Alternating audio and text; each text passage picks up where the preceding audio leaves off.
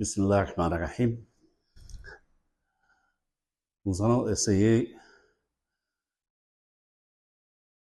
de donner un bon nombre d'exposés relatifs au régime de l'immatriculation foncière au Maroc, selon les innovations de la loi numéro 1407. Mais avant tout, nous allons essayer d'abord de donner une idée sur l'origine et la source de ce régime français.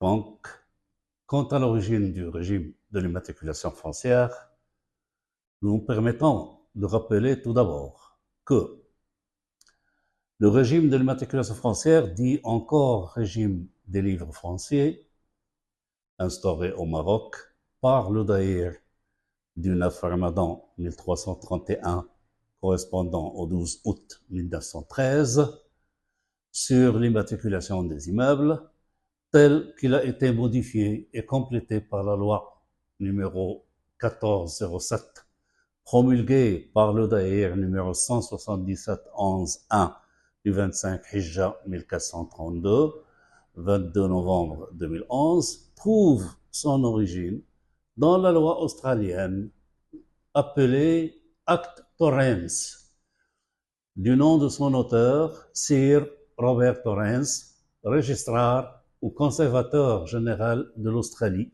du Sud, qui, dans l'exercice de ses fonctions, avait pu étudier les imperfections du système foncier alors en vigueur en Australie et avait proposé les remèdes qu'il convenait d'y apporter. C'est son projet qui, adopté par le Parlement australien en 1858 et mis en application en 1861, est devenu l'Acte Torrens, dont les principes ont été par la suite retenus par de nombreuses législations étrangères. Signalons que ce texte de droit privé, qui peut être à côté du Code civil de Napoléon, a eu le plus grand retentissement hors des frontières de son pays d'origine et qui, de toute façon, a été certainement copié et imité en générant des copies plus ou moins différentes, mais uniquement sur le plan de la pure forme, et ce, dans une grande partie du monde. Sur le plan du fond, les principes de l'Acte Torrens ont été le plus souvent retenus par certaines législations qui s'y sont inspirées, avec toutefois certains aménagements et adaptations, ce qui fait que, compte tenu en outre de l'œuvre jurisprudentielle et doctrinale particulière à chaque pays, ces législations foncières sont malgré tout diverses et différentes les unes des autres, particulièrement au niveau tant de l'organisation matérielle de la publicité foncière, essence même du régime, qu'au niveau de la pluralité et de la nature des autorités chargées de son application, qu'au niveau enfin de l'étendue des pouvoirs, des attributions allouées à ces dernières autorités. Les 10 principes ont trouvé leur application dans la majorité des pays qui étaient alors sous protectorat ou colonisation française, à l'exception de l'Algérie, notamment depuis 1858 en Tunisie, depuis 1913 au Maroc, à Madagascar, depuis 1924 au Liban et en Syrie, en Irak, au Vietnam du Sud et enfin depuis 1964 en Égypte. À ce sujet, il y a lieu de signaler que la France, qui n'a pu adopter ce régime de l'Acte Torrens sur son territoire, Un projet de loi y relatif ayant été rejeté en 1906 par le Parlement français a rendu applicables les principes du régime de Lactorens dans presque tous les territoires qui étaient alors sous son autorité, mais de manière non uniforme et non identique, comme il est dit si haut.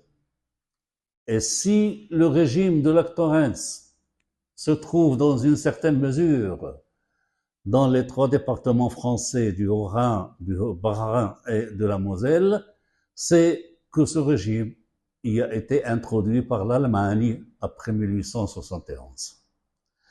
Après ce bref exposé sur l'origine du régime de l'immatriculation foncière au Maroc, pouvons-nous nous poser deux questions essentielles et primordiales au sujet de notre thème, savoir comment peut-on définir le régime de Lactorens tel qu'il est appliqué au Maroc et quels sont ses principes et caractéristiques.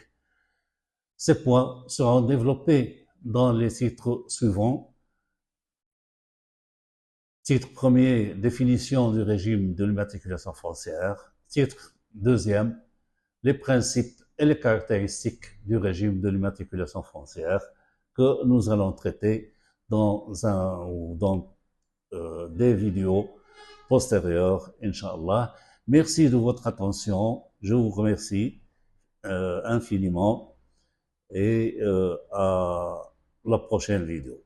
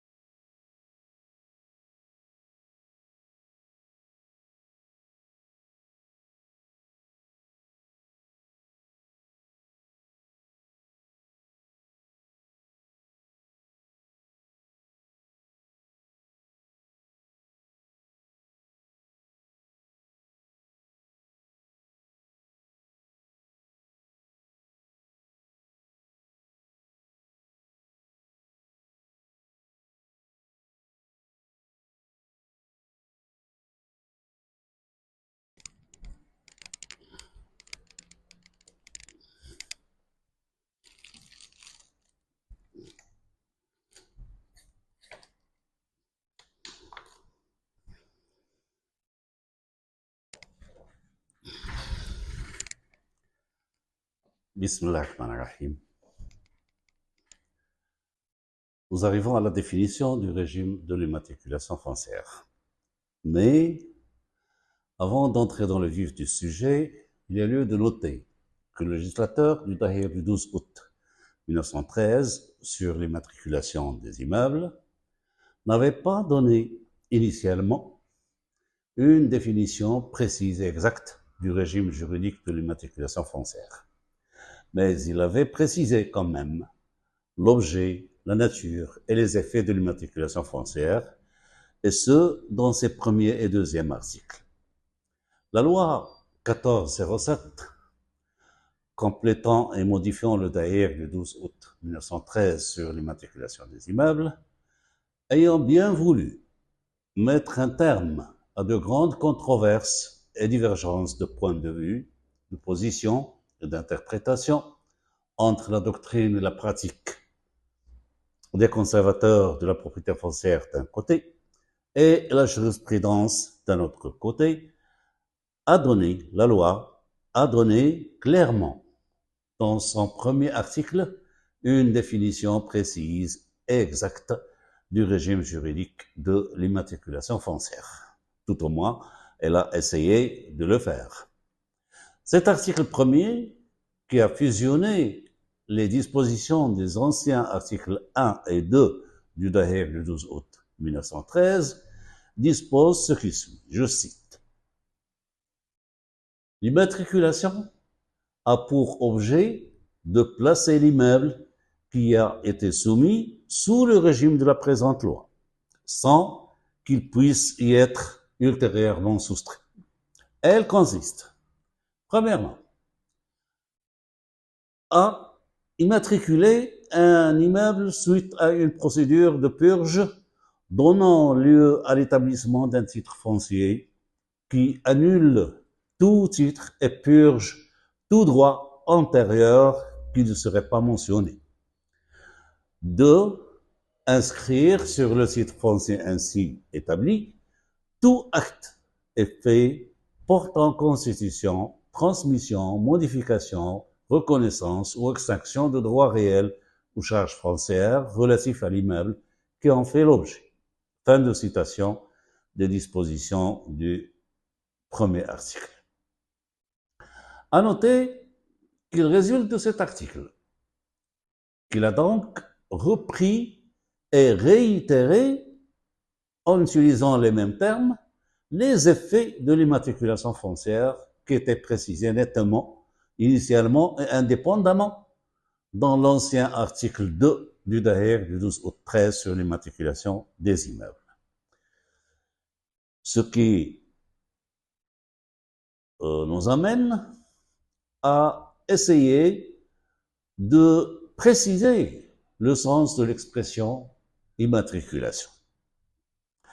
Partant de ce premier article de la loi 1407, nous pouvons déduire, à juste titre, que le législateur a bien voulu préciser l'expression immatriculation. Il a voulu préciser que l'expression immatriculation désigne à la fois les règles régissant le régime de l'immatriculation des immeubles en entier, dans sa globalité, et la décision d'immatriculation prise par le conservateur de la propriété foncière, ensuite d'une procédure dite d'immatriculation, et donc l'expression immatriculation a deux sens. Un premier sens, large, général et global. L'expression immatriculation, utilisée par l'intitulé aussi bien du Dahir du 12 août 1913 que de la loi 1407 et par le premier alinéa de l'article 1er de la loi numéro 1407, désigne la totalité du régime juridique de l'immatriculation foncière, régi par l'ensemble des règles juridiques contenues dans le Dahir du 12 août 1913 sur l'immatriculation des immeubles, tel qu'il a été modifié et complété par la loi 1407 promulguée par le Dahir numéro 177 11-1 du 25 Hijja 1432, correspondant au 22 novembre 2011. Un deuxième sens, cette fois-ci, qui est étroit et spécifique, l'expression immatriculation, utilisée par le deuxième alinéa de l'article 1er de la loi 1407 et par l'ancien article 2 du Daïr du 12 août 1913 sur l'immatriculation des immeubles, désigne l'une des décisions, la plus importante d'ailleurs, que le conservateur de propriété foncière est appelé à prendre dans la plénitude de ses attributions ou des attributions qui lui sont dévolues par la loi dans le cadre du régime juridique de l'immatriculation. En l'occurrence, l'immatriculation, dans les effets, était précisée clairement dans l'ancien article 2 du Daïr du 12 août 13 sur l'immatriculation des immeubles et ont été repris, les dispositions de cet article 2 ont été repris tel qu'il a été dit par le deuxième alinéa du premier article de la loi 1407. Pardon. Ceci étant, cet essai de définition du sens de l'expression immatriculation faite par l'article 1er de la loi numéro 1407 reprenant les dispositions des premiers et deuxième articles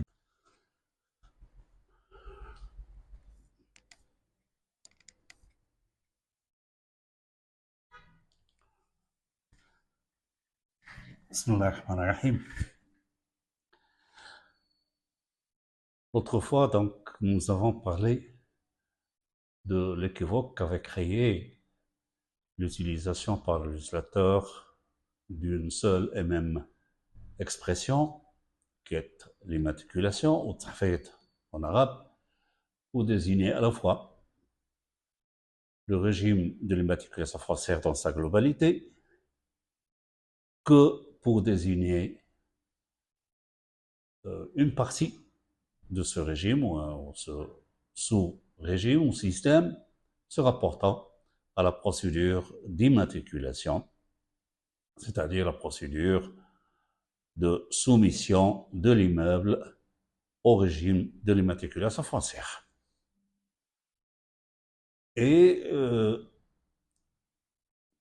nous avons dit que le législateur marocain est le seul parmi les législateurs à travers le monde qui emploie l'expression immatriculation ou tahfid, l'arabia, aussi bien pour désigner l'ensemble du régime que pour désigner une partie de ce régime.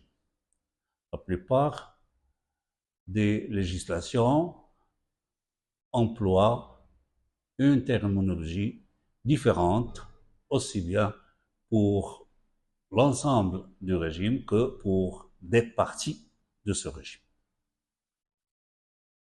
Et partant de cela, et à l'occasion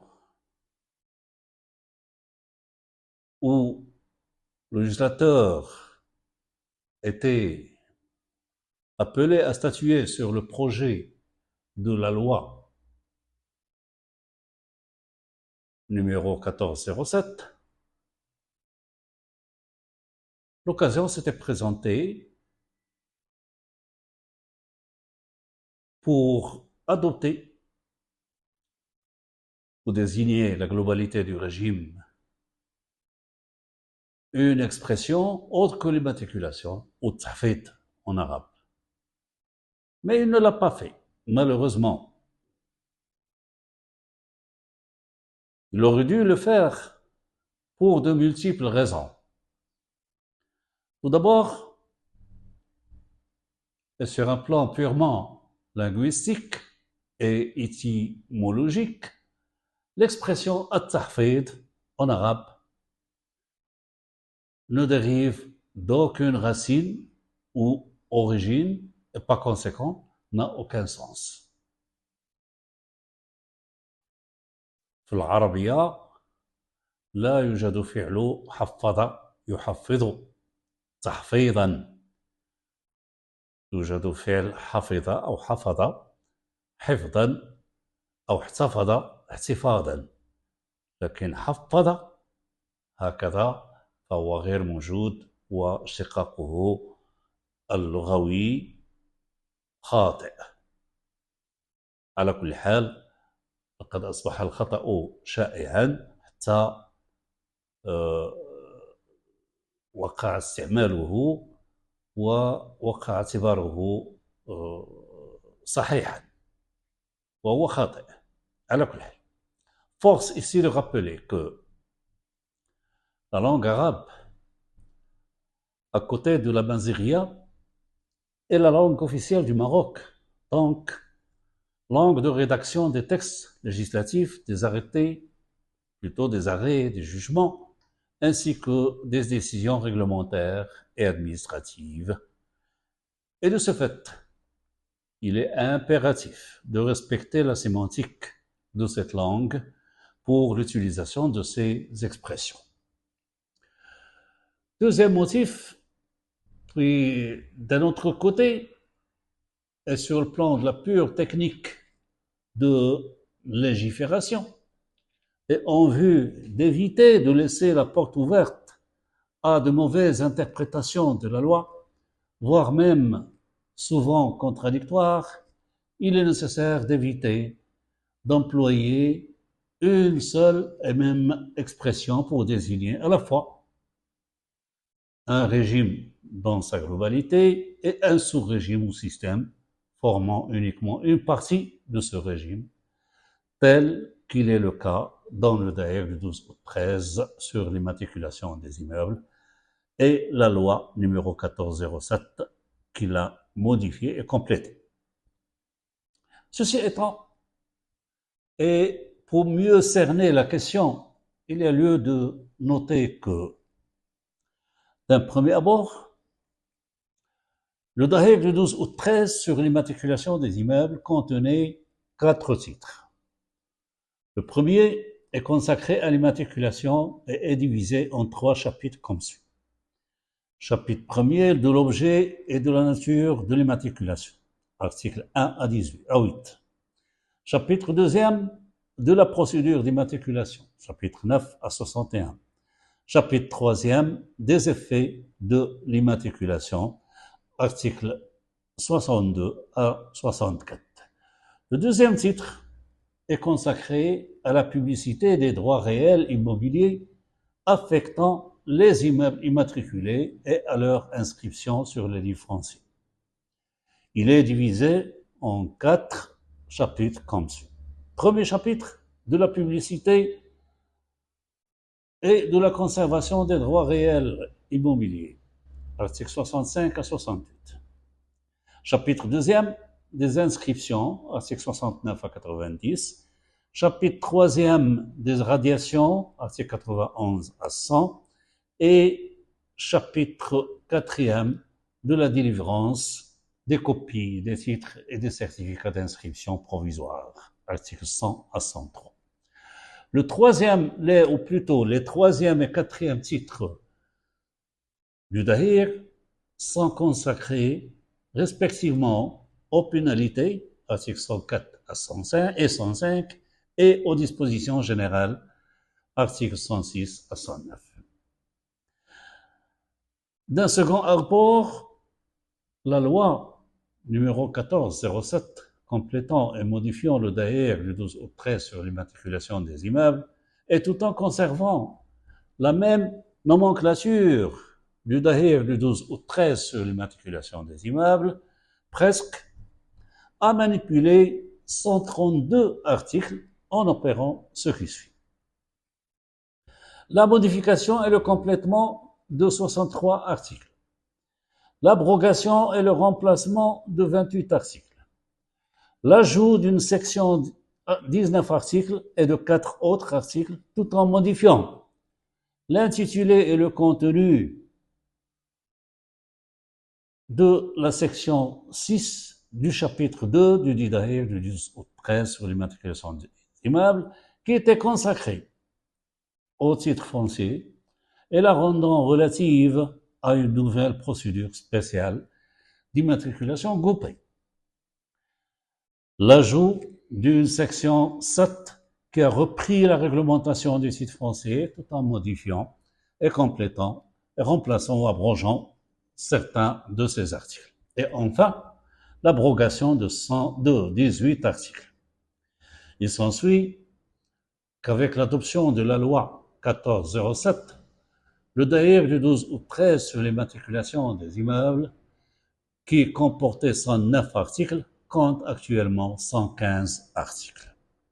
En outre, la loi numéro 1407 a abrogé le Daïr du 1er juin 15, fixant diverses dispositions transitoires pour l'application du Daïr organique sur l'immatriculation. Enfin, après 96 ans de transition. Notons bien ici, à travers ce qui a été dit ici haut, que le législateur avait donc l'occasion, lors de la discussion du projet de la loi numéro 1407, non seulement de modifier ce qui devait être modifié, mais de réaliser toute une réforme radicale des règles régissant l'immatriculation foncière et d'adopter une autre expression autre que l'immatriculation, pour, entre autres bien sûr, pour désigner l'ensemble des règles formant le régime dans sa globalité, et que ce soit en langue française ou en langue arabe. Ceci étant, et nonobstant ce qui a été dit, et après avoir modifié l'article 1er du Daïr du 12 août 13 sur l'immatriculation des immeubles par la loi numéro 1407, en définissant l'objet, la nature et les effets de la soumission d'un immeuble à l'immatriculation foncière comme étant le fait de placer cet immeuble sous le régime de la loi et en précisant que l'immatriculation consiste à immatriculer et à inscrire ensuite. Il ne reste aucun doute, bien entendu, que le législateur a bien voulu donner à l'expression immatriculation, notamment celle utilisée dans son intitulé général, un sens large et général englobant tout ce qui est réglementé par le Daïr du 12 août 13 tel qu'il a été modifié et complété par la loi numéro 1407. D'ailleurs, le dit article 1er du Daïr lui-même qualifie l'ensemble des règles contenues dans le Daïr en entier de régime juridique, ce qui laisse entendre clairement que le régime d'immatriculation foncière est défini par l'expression immatriculation employée dans son sens le plus large. En sus, l'intitulé général du Daïr emploie la même expression immatriculation. Il est intitulé Daïr du 12 août 13 sur l'immatriculation des immeubles.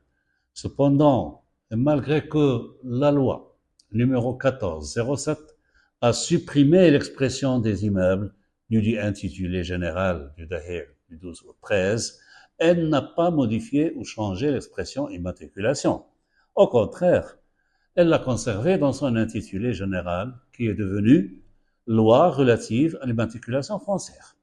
Force est de reconnaître que, ici, le législateur a bien fait de conserver l'intitulé général de la loi 1407, ou bien il a bien fait de conserver dans l'intitulé général de la loi 1407 la dite expression immatriculation. D'un côté, il s'agit là de l'expression qui constitue l'un des volets essentiels de l'objet de la dite loi, mais d'un autre côté, il n'aurait pas dû du tout modifier l'intitulé général qui est celui du Daïr du 12 août 13 en y supprimant l'expression des immeubles. La loi numéro 1407 n'est venue que pour modifier et compléter le dit Daïr, qui normalement, et tout en respectant la déontologie législative, doit et devait garder son intitulé général, immatriculation des immeubles.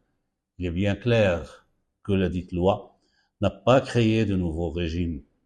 Ceci étant, et nonobstant les précédentes observations, il y a lieu de signaler en Suisse que puisque la décision d'immatriculation donnant lieu à l'établissement d'un titre inattaquable et définitif est la décision la plus importante que le conservateur de la propriété foncière est appelé à prendre dans le cadre du régime de l'immatriculation, le législateur a bien voulu la spécifier et la faire ressortir d'une définition limitée à la décision constituant une séparation entre deux vies juridiques de l'immeuble.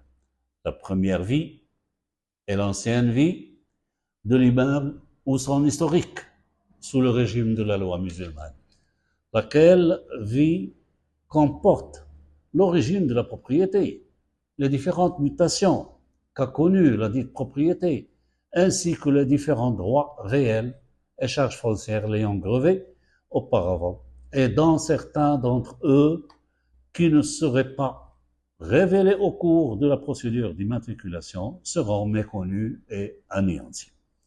La seconde vie est celle qui est dite nouvelle et sous le règne du nouveau régime de l'immatriculation foncière, dans la décision de l'immatriculation générant un titre foncier définitif et inattaquable, formera un point de départ du droit de propriété lui-même et des seuls droits et charges foncières affectant l'immeuble et retenus au cours de la procédure de l'immatriculation foncière.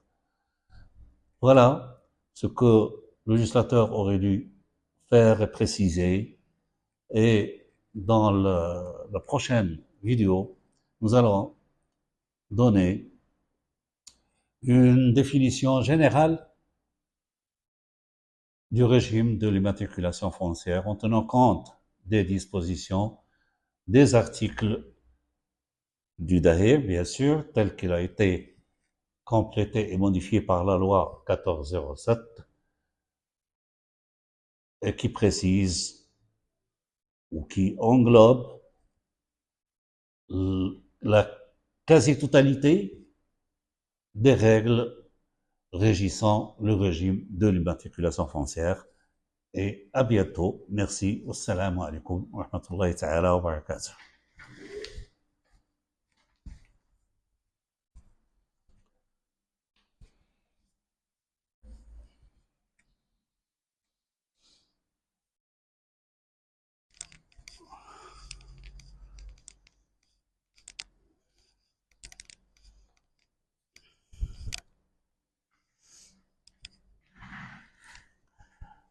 Bismillah ar-Rahman ar-Rahim.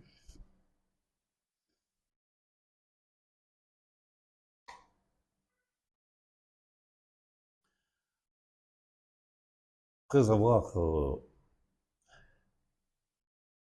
précisé le sens général global de l'immatriculation foncière ainsi que le sens particulier de cette expression, utilisée par le DAER du 12 août 1913 sur l'immatriculation des immeubles, nous arriverons à une définition générale et globale du régime de l'immatriculation foncière.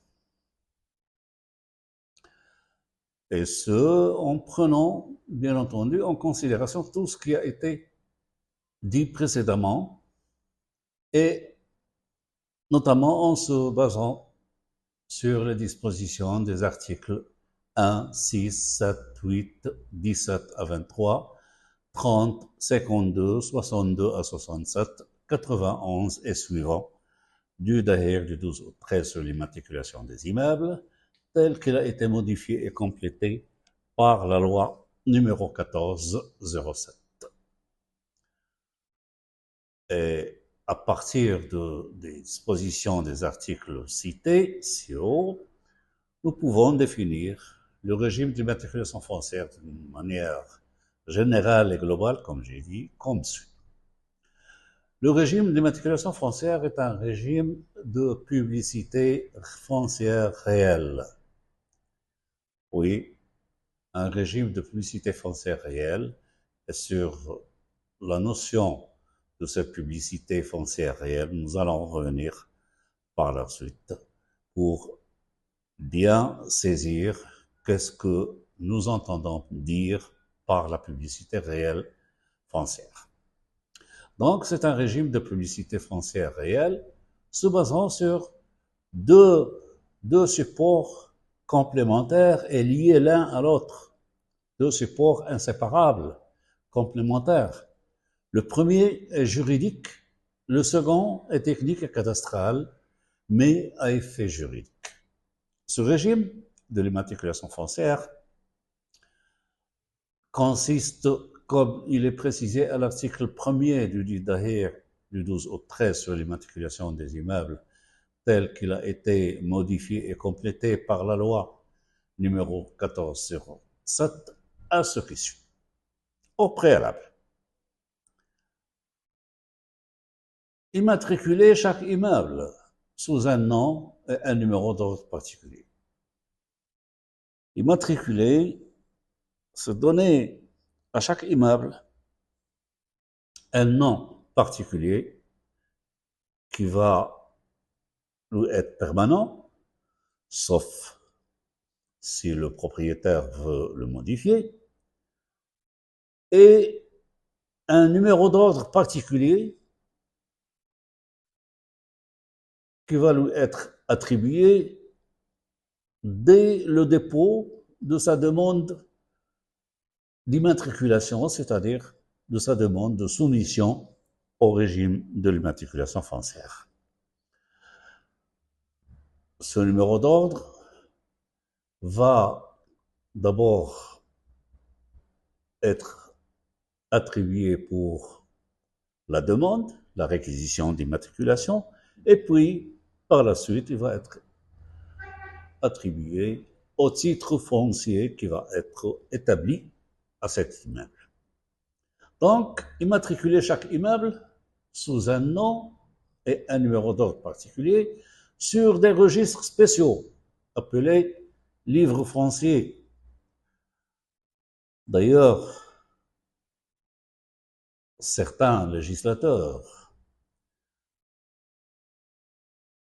donnent comme appellation à leur régime de l'immatriculation, régime des livres fonciers. Cette immatriculation est faite après avoir soumis l'immeuble à une procédure spéciale de purge juridique pouvant donner lieu à l'établissement d'un titre foncier ou d'un titre de propriété définitif et inattaquable, comportant toutes les déterminations juridiques, physiques et topographiques propres à préciser définitivement les droits de son propriétaire d'abord, ainsi que les droits réels aux charges foncières le grevant au profit de tiers. La dite procédure comporte une formalité opération importante, dite opération de bornage, devant permettre de délimiter nettement l'immeuble qu'en fait l'objet sur le terrain et de lui établir un plan régulier, ensuite d'un levé cadastral rattaché à un système cadastral appelé système Lambert. Cette procédure est aussi destinée à débarrasser le dit immeuble de tout droit réel aux charges foncières non retenues lors de son immatriculation et lui donner un point de départ précis. Ensuite, c'est-à-dire après l'établissement du titre foncier pour l'immeuble immatriculé, ensuite publié successivement au moyen d'une inscription, d'une radiation sur le titre foncier ainsi établi, au fur et à mesure de leur avènement, toute constitution, transmission, modification, déclaration ou extinction de l'un des droits réels ou charges foncières relatifs à l'immeuble qui en fait l'objet, toute modification matérielle relatives à sa nature, à sa consistance et à sa superficie, ainsi que toute modification concernant l'état civil du propriétaire et des titulaires des droits grevant le dit immeuble, etc. Le dit titre foncier constitue alors le livret d'état civil de l'immeuble immatriculé et permet de suivre l'évolution de sa situation juridique et matérielle d'une façon aisée, simple, précise et certaine. Toute personne acquérant un droit réel sur un immeuble immatriculé est tenue de le faire publier en vue de reconnaître son existence et de le rendre opposable erga omnes à tout le monde, à commencer par les parties, donc, pour le rendre le droit inscrit, opposable, erga omnes, entre parties d'abord, entre parties contractantes elles-mêmes d'abord, et envers les tiers, tout tiers. Il y a lieu de signaler à cet égard que, bien que le Daher du 12 août 13 sur l'immatriculation des immeubles tel qu'il a été complété et modifié par la loi numéro 1407 ne le précise pas, les fonds de terre et les bâtiments, ainsi que les servitudes foncières et les droits réels d'usufruit, de superficie, d'amphithéose, de zina, de houa sur élévation et de habous sont les seuls immeubles par nature ou par l'objet qui peuvent être soumis à l'immatriculation foncière telle que nous allons le voir postérieurement. Nous nous arrêtons jusqu'ici et nous allons donner une idée sur la notion de la publicité foncière dans une prochaine vidéo. Merci de votre attention et à bientôt.